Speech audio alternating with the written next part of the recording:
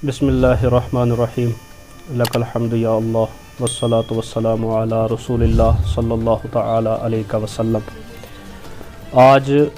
यहाँ पर सुन्नी उलमा कौंसिल के तहत साथरा ब्लॉक और साथरा मंडी के तमाम उलमाए किराम और अवाम अहले सुन्नत यहाँ पर जमा हुए हैं जामा मस्जिद साथरा के अंदर। और आज इस प्रेस कॉन्फ्रेंस का यहाँ इनेकाद करना, ये जो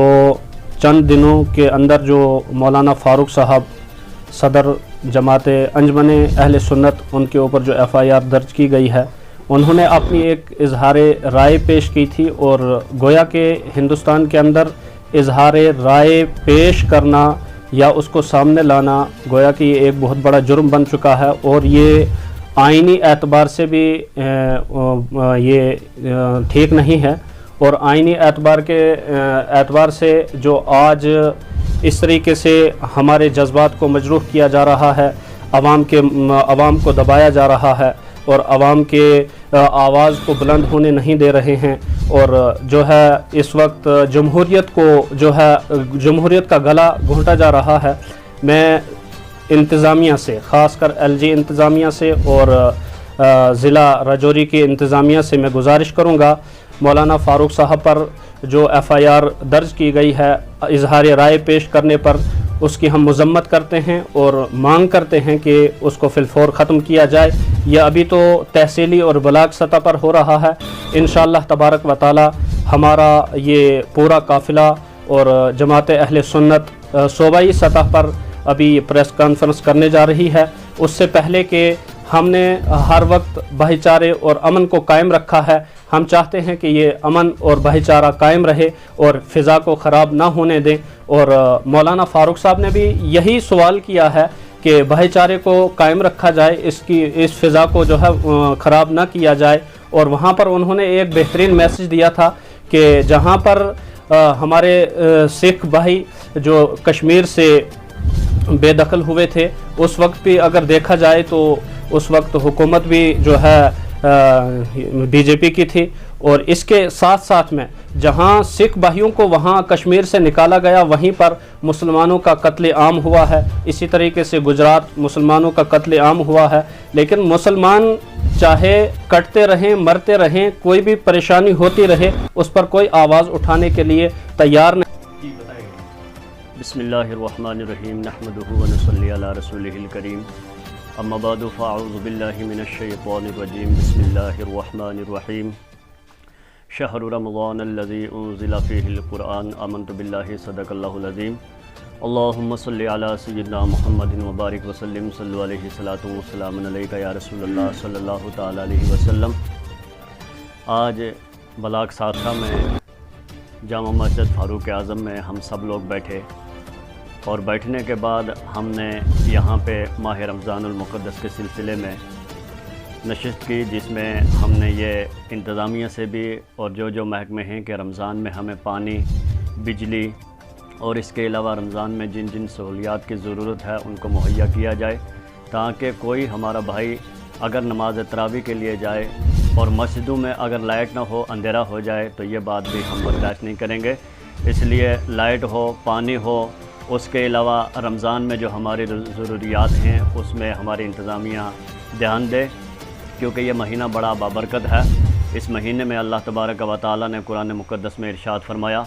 कि शहरु रमज़ानल्लज़ी उन्ज़िला फ़ीहिल क़ुरआन, कि रमज़ान का वो महीना है जिसमें हमने कुरान उतारा। और ये ऐसा बाबरकत महीना है कि अगर रमज़ान के अलावा कुरान का एक लफ्ज़ पढ़ेंगे तो हमें अल्लाह तबारक व तआला की तरफ से 10 नेकियां मिलती हैं। लेकिन रमज़ान एक ऐसा महीना है कि जिसमें एक लफ्ज़ के बदले में 70 नेकियां मिलती हैं। इसलिए हम अपनी आवाम से भी गुजारिश करेंगे कि इस महीने का